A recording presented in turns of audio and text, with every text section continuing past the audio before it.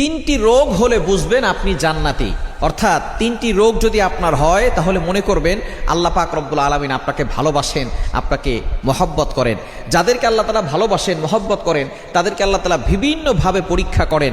তার ভিতরে একটা পরীক্ষা হচ্ছে অসুস্থতার নিয়ামত দিয়ে আল্লাহ তাআলা পরীক্ষা করেন। মনে রাখবেন, সুস্থতাও আল্লাহর নিয়ামত, অসুস্থতাও আল্লাহর নিয়ামত। আমরা অসুস্থ হয়ে গেলে অনেক সময় আল্লাহকে অভিযোগ করে বসে, আল্লাহ আমার কি দোষ ছিল? কত মানুষ সুদ খায়, ঘুষ খায়, তার কোনো সমস্যা হয় না, আল্লাহ তুমি শুধু আমাকে দেখো, খবরদার এরকম অভিযোগ করবেন না।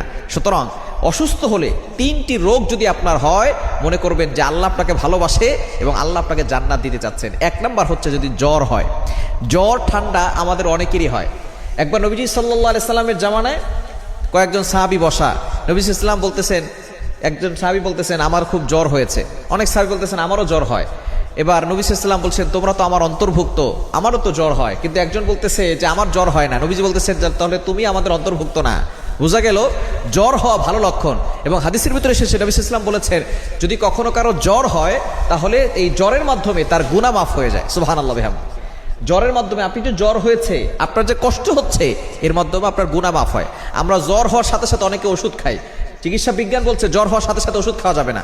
যখন শরীরটা একটু গরম হয়, জ্বর হলে ভিতরের যে ব্যাকটেরিয়াগুলো আছে, ভাইরাসগুলো আছে, এগুলো আস্তে আস্তে মরে যেতে থাকে এবং আপনার ভিতরের দিক দিয়ে আপনি সুস্থ হতে পারবেন।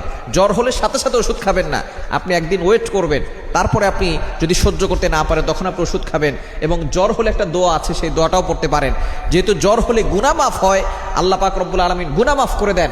সুতরাং গুনাহ মাফ হলেই মানুষ জান্নাতে যাওয়া তার জন্য সহজ হয়ে যায়। এক নাম্বার, যাদের জ্বর হবে, ঠান্ডা হবে, তাদের জন্য আল্লাহ পাক রব্বুল আলামিন জান্নাত দিয়েছেন। দ্বিতীয় নাম্বার হচ্ছে যাদের চুলকানি আছে, ঘা পাচরা আমরা বলে থাকি, চুলকানি আছে, অ্যালার্জি আছে, তাদের জন্য, এই যাদের চুলকানি আছে, আল্লাহ পাক রব্বুল আলামিন তাদেরকে জান্নাত দেবেন।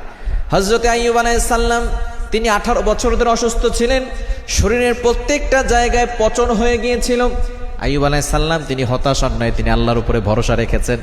শেষ পর্যন্ত তিনি একটি দোয়া পড়েছেন, রব্বি আন্নী মাসসানিয়াদ দুররু ওয়া আনতা আরহামুর রাহিমিন। আয় আল্লাহ, তুমি তো রহমান, তুমি তো রহিম, আমি তো অসুস্থ হয়ে পড়েছি। আইয়ুব আলাইহিস সালাম অভিযোগ করেন নাই, আমরা অভিযোগ করি, করবেন না।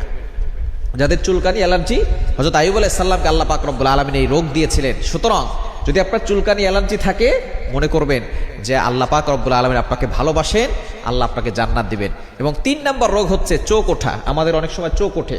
যাদের চোখ ওঠে, নবীজি সাল্লাল্লাহু আলাইহি সাল্লাম এই চোখ ওঠার মাধ্যমে আপনার যে কষ্ট হচ্ছে, গুনাহ মাফ হচ্ছে, গুনাহ মাফ হলেই আপনার জান্নাত আপনার জন্য সহজ হয়ে যাচ্ছে। সুতরাং এই 3টি রোগ আল্লাহর পক্ষ থেকে আসে। যাদের হয় তারা বুঝবেন যে এই 3টি রোগ দিয়ে আল্লাহ আপনাকে জান্নাত দিতে চাচ্ছে।